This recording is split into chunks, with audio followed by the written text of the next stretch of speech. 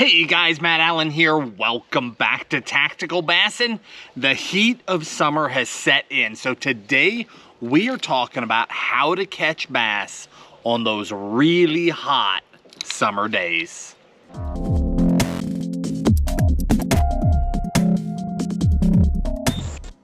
That summer heat has arrived. It is blazing. A lot of people shy away from fishing in the heat. You know, it's just plain uncomfortable. So a lot of guys take the summer off. While I can respect that, there is no way I'm taking the summer off because I catch a lot of really big fish this time of year. The summer heat, there's no way around it. It's rough. I mean, I'm cooking today. I might end up with my hood up here in a little bit just to try and keep my face out of the sun as much as I can. The heat is brutal. So a lot of people either not fish or they fish early and late in the day, right? You get on the water at 5 in the morning, you're off by 9:30 as it starts getting really nasty, and you just stay out of the way all day long. A lot of guys turn to night fishing, but there is a peak time of day, say 11 to 4 o'clock. When that sun is up and it's really baking, no one wants to be out there except us. That is when the giants bite. We catch a lot of big ones in the heat of the day in the summer. Drink a lot of water, cover up, wear your sun gear, keep sunscreen on you, and get out there in it. Now, going out on those brutal days is fun when it's working. If you're not catching fish, it's misery. So what I want to do today is give you just a couple of tips of how we catch them when it's really hot. It's not hard to do, but you have to know where to look and what to throw. It's actually really, really easy. The beauty of that high sun, that blistering heat baking down on you, the beauty of that is that it's also baking the fish, okay? The moment you start getting uncomfortable, that shirt starts sticking to you, I'm sweat dripping everywhere. As soon as that starts, the fish aren't spread out anymore. See, in the morning, at night, those fish are all over the place. They're up cruising, they're feeding. Once that sun starts baking, those fish head for cover. Now, there are shallow fish and there are deep fish, and we're gonna treat them very differently, but we fish for both in the heat of the day all through summertime. Let's start with the shallow stuff and then we'll talk about the deep stuff, okay? Middle of the day, high sun, shallow water, bass are headed to cover. If your lake has got a lot of grass, they're in it. I mean, they are deep in that stuff. This is where frogging, flipping, punching, that's where that stuff happens. They're gonna be deep in that stuff, in that grass. If you don't have grass, not every lake has it. If your lake has docks, they are all about those docks. They are in there. If you've got laid down trees in the water, little shadow edges like I've got here, those fish, whoop, they suck right up in that shadow. So we know where they are. That's step number one. We know exactly where those bass are. They are as deep into the darkest shadows as they can get. Now, I just glazed over that. I'm gonna repeat that for you. They are as deep into the darkest shadows as they can get. Not all shade is created equal, okay? If one dock is 4 feet wide and the next dock has 3 boat slips, they're in the big one. They're going to be in the darkest part of the biggest, darkest shadow, okay? That's how they choose their spots. So as you fish, paying attention to which shadows are the darkest will narrow it down even further. Are you starting to see this is actually really easy?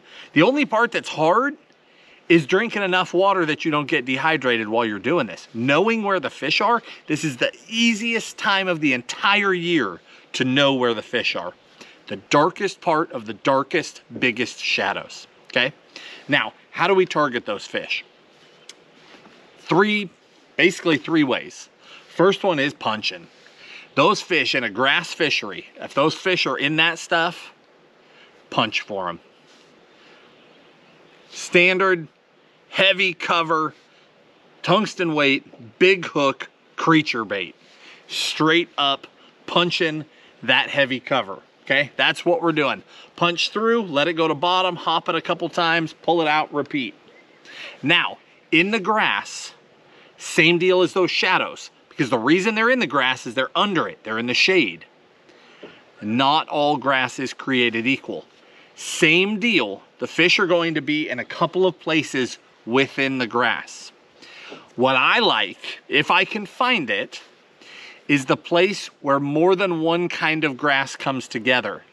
i.e., you've got a whole bunch of cheese and hydrilla, and maybe a hyacinth mat blows in there, or maybe there's lily pads and that stuff has grown up with it.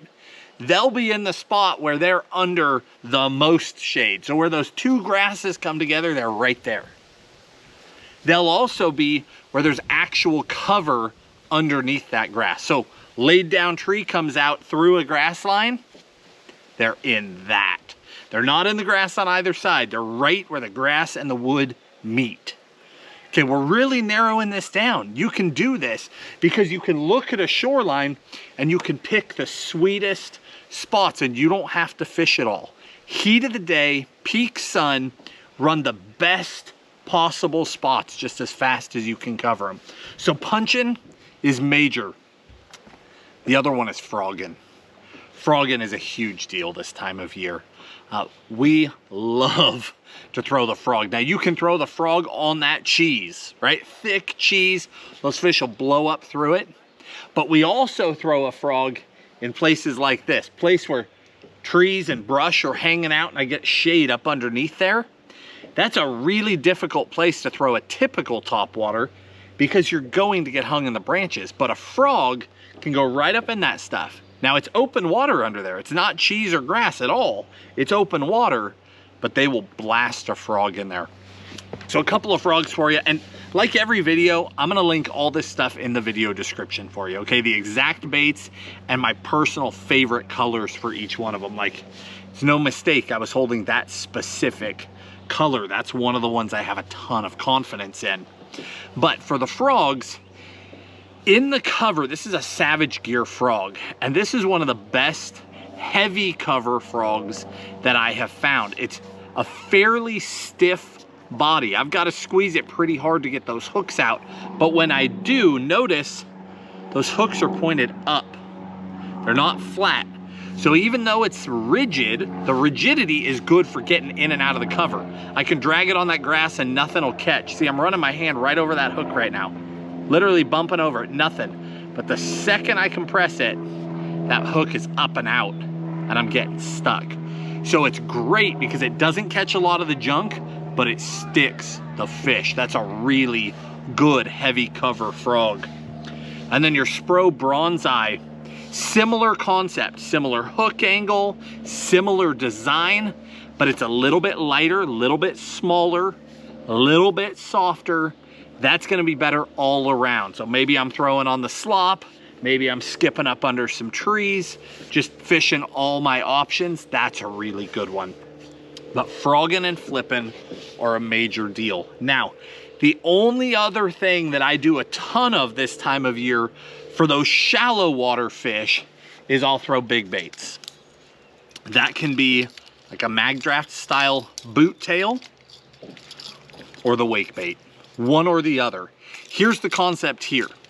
Some docks, say the docks are up high and I can actually throw back there into the shadow, that's primo, right? That's the stuff. But a lot of lakes, you don't have that. The docks are right down on the water, or maybe they're floating docks. So all you can do is throw down the edges. The reason why you're going to see me throw stuff like this, as opposed to, you know, a chatterbait or a little crankbait or something like that, it's drawing power. I know that the bass is in the deepest, darkest part of the shadow. That's not near an edge most of the time. So I need to fish down the edge of that dock with a bait that has so much drawing power that that bass is willing to leave its spot of security in there and swim out to tag that bait. And the only bait that's going to have that much drawing power that time of year is a big swim bait. So again, either a boot tail style, like a mag draft, or the wake bait. We smash on the wake bait on docks this time of year. We smash around trees and overhead cover. You just fish the edges and the fish will come all the way out to get it. Punching, frogging, that's about going in there and getting them. Wake baiting is about running the outside and the fish coming to you. But the bait is so big, it has so much presence that they will do that. They will come all the way to you. And then one thing on the wake bait, it's how you work it. When it's calm, when it's slick, slow roll. That bait will just get kicking back there. It'll be pushing a V wake. You can hear the sound right there. It'll just be kicking along. Clack, clack, clack, clack, clack. They'll come up and blast it. Once in a while, as I'm reeling that thing, I get that steady cadence. Once in a while, I just give it a pause, just so that it just breaks and turns a little bit. That's the moment they'll eat it, if they're following. Now, see, I'm starting to get some breeze out here. I'm starting to get some chop on the water. If that's the situation, you get a little breeze coming up, one, congratulations, because it cools down and it's not near as miserable out. Two, you want to actually walk the bait. Pop, pop, pop, pop, pop with the rod tip. What that will do is the bait, it's not actually walking the dog, but what it does is the head of the bait starts to jerk like this. It goes clack, clack, clack, clack, clack, clack. It's loud, really loud. It'll overcome wind and wave noise, and it will pull those fish out even when the water's rolling. So 2 different retrieves to catch these fish this time of year. Now, that's shallow fish, that's cover fishing. Deep fish, offshore fish, because the bass split. Some are shallow, some are deep. The fish that are deep, when it gets really hot, they tend to back out to that color line. We've talked a lot about that. But they're on those key places that you can catch them any other day, right? They're on offshore humps, the ends of long points, rock piles. Rock is huge. Hard rock corners, rocky points. Those are key places. But here's the deal on the hot days. When it gets really hot, most of the fish that don't have cover, that don't have shade, they shut down. Now that sounds like a bad thing. It's not. Here's why. I have a theory about how this works. I don't know it to be true. I don't have scientific backing. I just know from my experience. On the days where I'm fishing offshore structure, say I've got a rock pile covered in fish, and I pull up there and I'm just sticking them. Boom, boom, boom, boom, boom. I'm a lot less likely to catch a giant on that day. I'm way more likely to catch the giant on a day where all the other fish are not eating. My theory is just that those smaller fish tend to run after something first. They're aggressive, they're fast, they take their shot to get a meal, and as that happens over and over and over and over, those big ones just don't bother. That's my theory in the middle of summer. Don't know if it's true or not, but what I've noticed is when it gets super hot, those key structures, they're still the key structures. The bass are there, but the vast majority of them do not want to bite. Those are the days where when I do get a bite, it's the freak. It's the biggest one on the spot. You want to catch a 6, 7, 8, 10 plus pounder in the summertime, covering offshore structures on a miserable hot afternoon is your ticket. Now, because fish don't want to bite, because the bulk of them are shut down, running that pattern is miserable if you do it with a slow bait. So what I like to do, I have 2 baits that I have the most confidence in. One is the deep crank, the other is the wobblehead jig, okay? Both of these are about covering water. So I'm gonna pull up on a likely place, a rocky point, fire that deep crank out there, pound it through there, boom, boom, boom, pause it, crank, crank, crank, pause, crank, crank, crank, pause, crank, crank, crank, pause. Get that thing out of there. Get bit or I don't. Switch to the wobblehead. Throw it up. I can go a little shallower, I could go a little deeper because this has a set depth, right? This is the Azuma Z-Boss 22. I'm ideally fishing between, let's say, 14 and 20 foot with this bait. Down there digging bottom, really digging. But if those fish are up in 10 foot or they're out in 25, it's no longer ideal. I've got that wobblehead, it can do both. I can throw it shallower or deeper. Let it hit bottom, even though this is a creature bait, we're pretending that this is a crankbait, a spinnerbait, a swim bait. Throw it out, hit the bottom, and just start winding. Good rocky bottom is the best situation for this, where it'll just be bouncing and moving on its own, just on a steady retrieve. Go as fast as you can while still maintaining bottom contact. I either use a 1/2 ounce with a 4/0 hook or a 3/4 ounce with a 5/0 hook. We've done a video on this already. In fact, I will link that video for you, because if this is a rabbit hole you want to go down, we've got you covered. This is an amazing big fish technique. But you just bump that thing along and then boom, there it is, and it's gonna be a giant. Now, you want to be covering water. So I said pull up, throw the crank, throw the wobble head. Nothing happens, no sweat, go to the next one, repeat. Go to the next one, repeat. Go to the next one, repeat. We already knew we're not out here trying to get a bunch of bites this way. We're looking for the giant. Go to the next one, there she is. If you can get her on the wobble head, you've got her on a giant hook. If you get her on the crank, it's all good as long as you've got the right crankbait rod for the job. You'll get that fish. But this is a way that you can catch those monsters.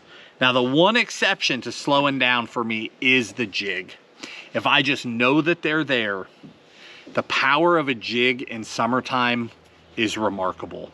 Be it up under a dock with my shallow baits, or punching heavy cover. You know what, that's such a rabbit hole, because you can take a jig, you can punch heavy cover with it, you can fish docks with it, you can fish offshore structure, you can fish ponds, you can fish rivers. We will do a dedicated video for summer jig fishing soon. We'll go ahead and do that for you. But today, just know that if you have one jig, you know, this is the Dirty Jigs 1/2 ounce pitching jig. The color is called the Go-To. That's a Sweet Beaver trailer, green pumpkin red. If I could only have one, that's it right there. Take that jig, and I keep that in my lineup, because if I pull up on a spot and they are biting, I get more than a couple of bites, then I'm going to slow down. I'm gonna pick up my jig, I'm gonna pick it apart and see if I can't get a really, really big one that way. So I've got primarily fast moving baits, but I always keep that jig with me. That slow moving big fish bait is always on the deck in the summertime. Guys, fishing in the heat is tough on you, but it's an amazing time to catch a monster. If you want to catch a really big one, don't shy away from fishing this summer. Don't shy away from fishing the heat of the day. It's a great time to get them. And this method, using these baits in those specific situations, will catch those fish. Like I said, I'll link all this stuff in the video description. I'll also link, you know, I use some really specific rods. Like I wake bait on a very specific rod. Frogging, that X-Pride 7.3 Extra Heavy is the baddest frog rod I've ever used, period. Deep cranking, it takes the right rod to keep those fish pegged. So I'll give you the right rod that Tim and I use for that too. Just to help you guys out so you know what we use as a baseline, and then you can build your confidence from there. Guys, I hope you enjoyed this video. If you did, hit the like button, subscribe to the channel, and we'll talk to you soon.